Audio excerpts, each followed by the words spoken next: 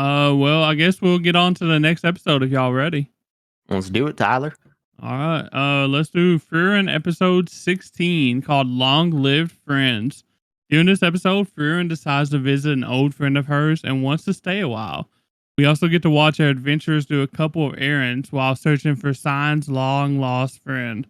And basically, this episode starts with the adventurers heading to a village to meet an old man named Vol, a long-lived friend of Frieren.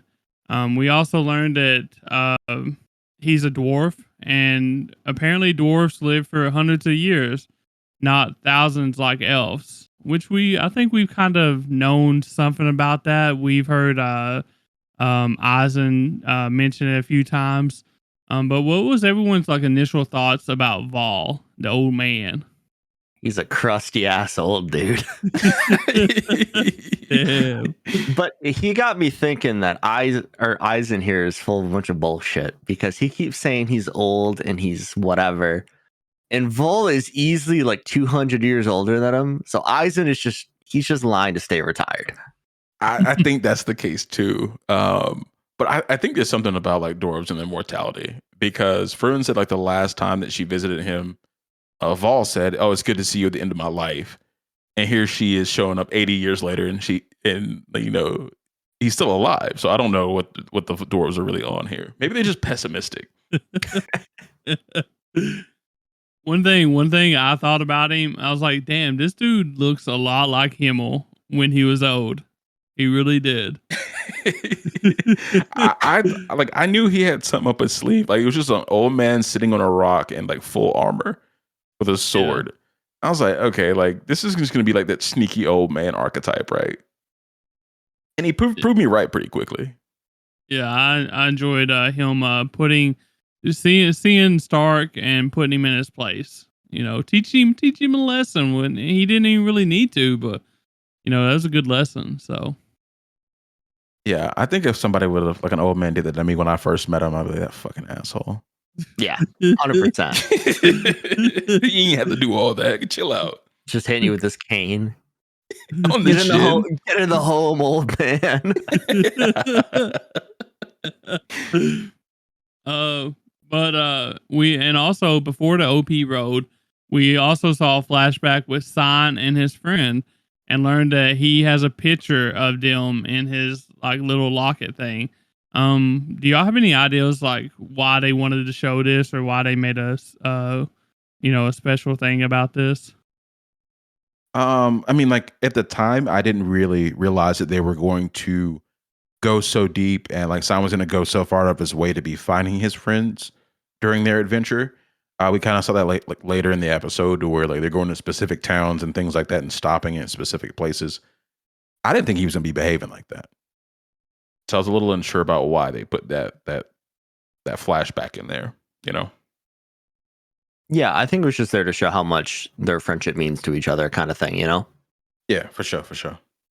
Yeah, and I also find it interesting that they can actually make pictures like that with Matt. It takes a special mage to be able to make pictures like that. So that's a really interesting thing. So yeah, that was pretty cool. Like he even said, like, "What's a picture?" What is his name? Guerrilla Warrior was like, yeah, let's get our picture taken. And if I didn't know what a photo was, I'd be like, I don't want my photo taken. I want to keep it.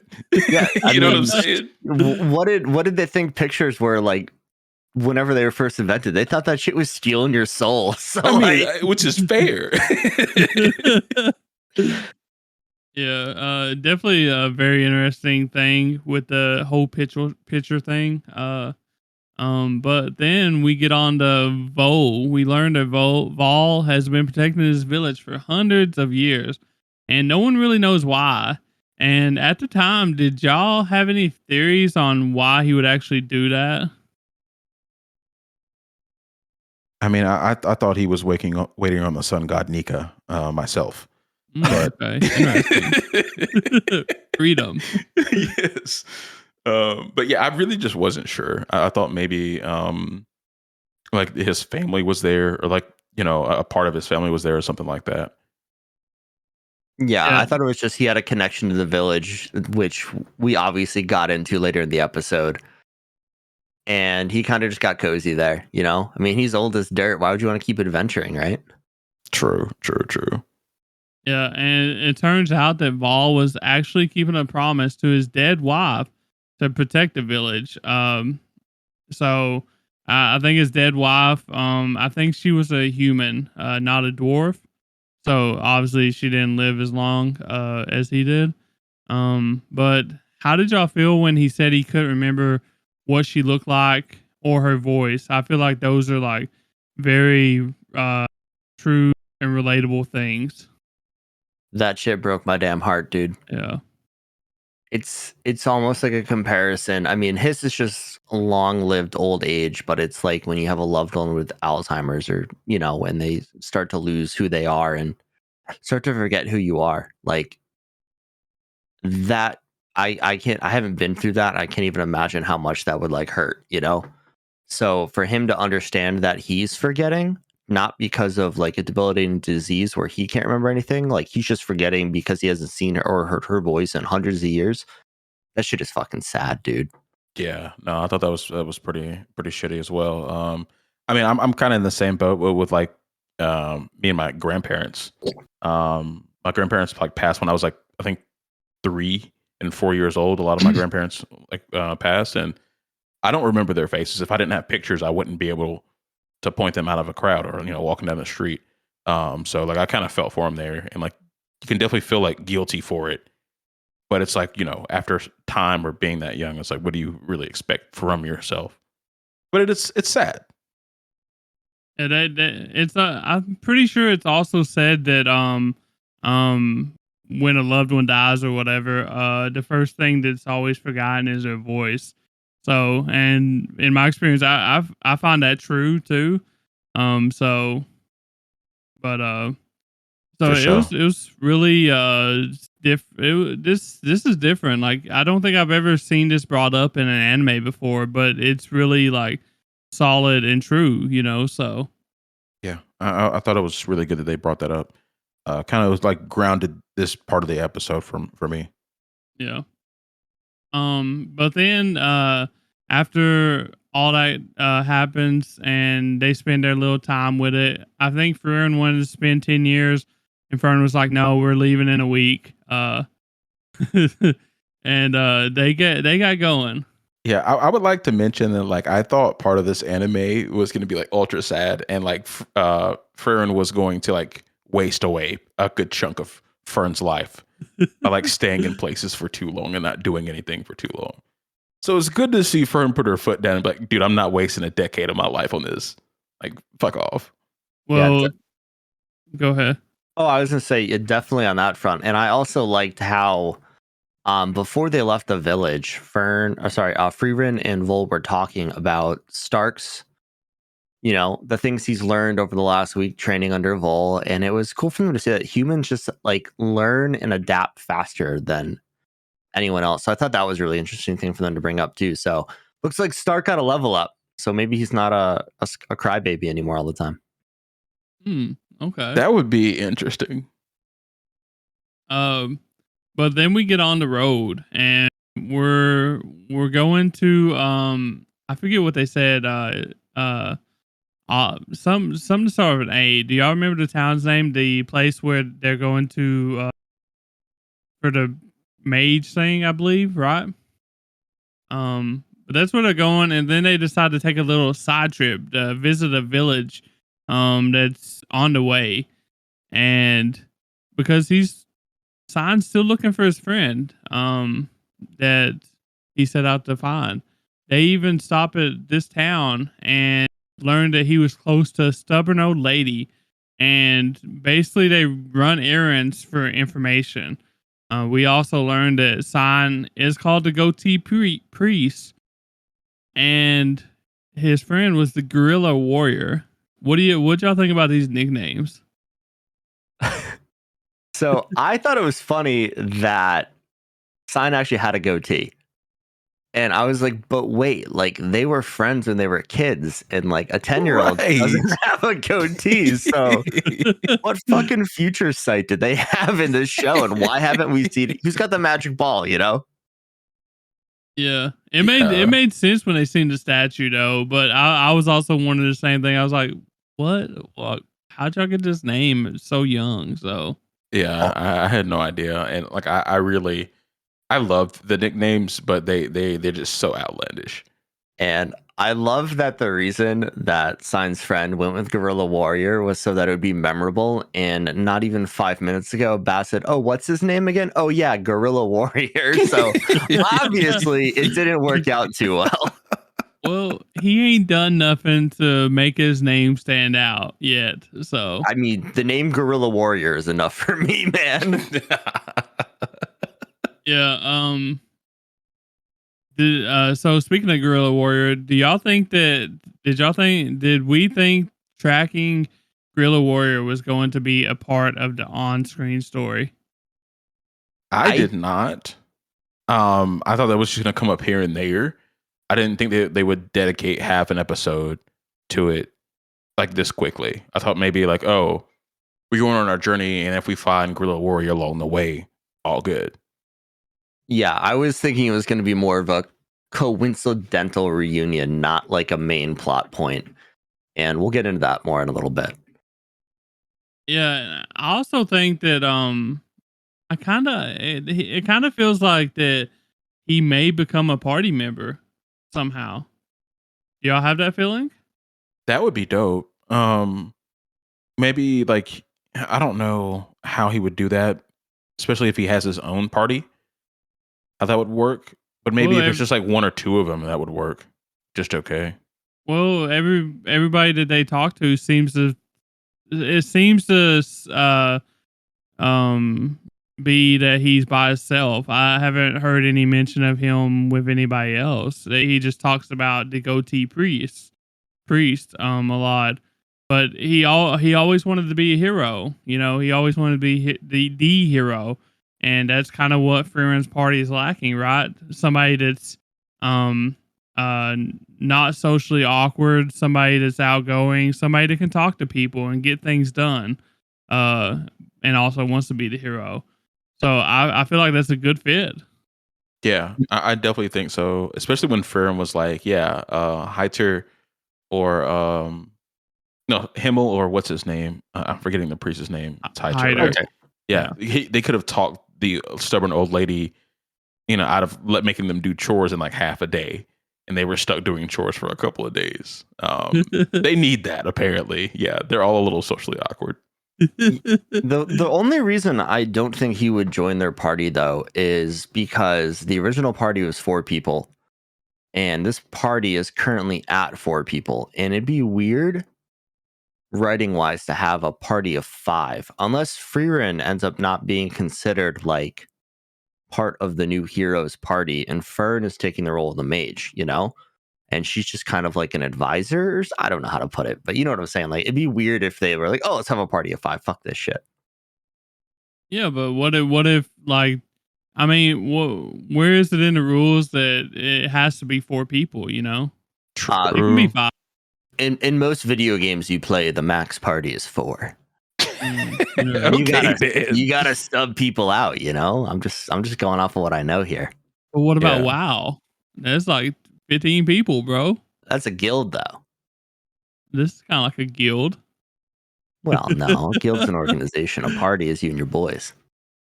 True. I think he could join, but I think the only way it would work is like if Guerrilla Warrior, love that name by the way, is at the end of his current journey when they find him.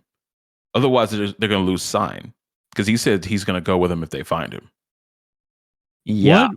I'm getting way more morbid here. I think Guerrilla Warrior is going to have died somehow in like some epic battle. That just probably. For story he's been purposes. gone for 10 years and it was a 3-year journey. So yeah, it would make sense. I think it's one of those two options myself. I think either they're going to find him and he's going to join, because I don't think Sign is leaving.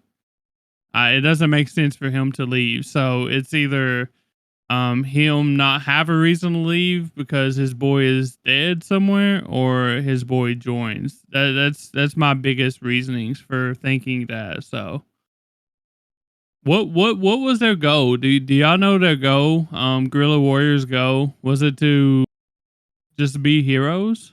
Yeah, he just wanted to be like the next Himmel. Yeah, so like that even plays into like joining the group too, you know. So Yeah, I think it could work. yeah. But what Dan's got a valid point too with the 4 thing, because the original party was only 4 or whatever. But who knows? It'll be interesting to see what happens next episode. So but we also, during the same day, one of the errands was they had to clean a statue as the last thing, and it was a statue of an elf and a warrior, and elf was apparently Kraft, the muscle daddy elf that they ran into here a while back in the snow. So Muscle Daddy. yeah, muscle. I mean, he was fit. Okay. it was jacked. Them finding the statue was actually really interesting to me, because in the statue, Kraft was a warrior. He was not a priest, because Goatee Priest was the other guy and Kraft was the elf. So Yes. I think it's really interesting here that Kraft is still alive. And my little fan theory here is that when Kraft's Goatee Priest friend passed away, he decided that he needed faith in his life, or for the goddess in his life for whatever reason, and that's why he became a priest. So I'm putting that out there now. If that's the case, I could write anime. Well, I think I think Kraft actually like told us like he used to not be religious, so it makes sense that he was a warrior. Like you said, pretty good physique there, muscle daddy even. But yeah, I wonder if it's because his friend died. I think he said it was because like people were starting to forget him, and he didn't want to be forgotten by like the goddess too, or something like that. But we shall see. Hopefully. And I mean, the only reason people are going to forget an elf is because they dead. So I think it's all come together. True, but like they had forgotten Kraft's name and didn't know the name of the warrior either. And my question is, why are they not putting names on these damn statues? Like, what is this? They can't put a plaque on the statue? They already made the statue. Yeah, I don't quite understand it either. Like, most statues have names on them, unless they've like just degraded, maybe, and you can't tell what their name is anymore. Maybe that's an option. I don't know. It just doesn't make any sense to me why they would do that.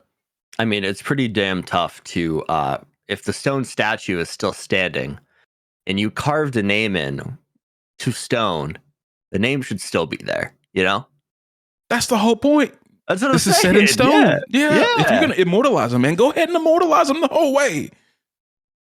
Well, maybe, and then again, maybe at the time that the stone was made, maybe the people that Himmel, Kraft, all these people, maybe they was like, I'm so famous that I don't need a name, on my statue. You know what I mean? Which is fine at the time, but we're obviously we're seeing way down the line that's not the case. So hey, if I get a statue, make sure there's a name on it. I'll make a statue of you and put your name on it. Thanks, man. I really appreciate that. It's gonna say big Daddy Bass. Big muscle daddy Bass. Good enough for me. But we get to the last scene of this episode, and we learned that Guerrilla Warrior went to the town of Tur next, which is the opposite direction of where the party is heading. I think they said east of where the party was heading, and they were going north. So what do we think? Do we think Sign is gonna go find his buddy, go north to the city of whatever the hell they're going to, or you think they're going to take a detour? Like, what's on y'all's minds? Well, so for the story to continue the way it should at this point, based on everything we know, they have to go to Alburst, which is the magical town where Frieren can get her credentials. Yes. So they can actually continue on this journey. And I don't think it would be out of the realm of anything for you to want to do, because obviously she wants to help Sign at this point, and she's got nothing but time on her hands. I mean, she wanted to sit here and pick vegetables for 10 years. So I wouldn't be surprised if they detour to the other town after the fact, or they get some further information on Mr. Guerrilla Warrior while they're in Outburst. So you think Outburst first and then Tur, then continue? Maybe they go to Tur. Maybe they find some more information when they're in Outburst. I mean, if the man's been gone for 10 years, he hasn't been to only 3 towns, you know? Yeah. I mean, like it doesn't make it to me. It doesn't make sense to like follow exactly his trail, because it's been 10 years. So why are you going to trail him? You're not going to catch him if you got 10 years worth of towns to make up. Yeah, there's a good possibility that they meet him in Outburst too, right? Since it's a major city. Exactly. And apparently, you can't go any further north, I guess, without, the special qualifications of a mage or whatever. So maybe he kind of got stuck there because he can't find a mage or something. I don't know. That's a good point. Yeah. Maybe. So, well, good news is Frieren's coming. Guerrilla Warrior. They're gonna find a nice statue of our boy Guerrilla Warrior. Don't worry about that. But I guess that's about it for this episode of Frieren. Unless y'all got something else. That's it for me, man. Yeah, Oh, yeah. that's it for me.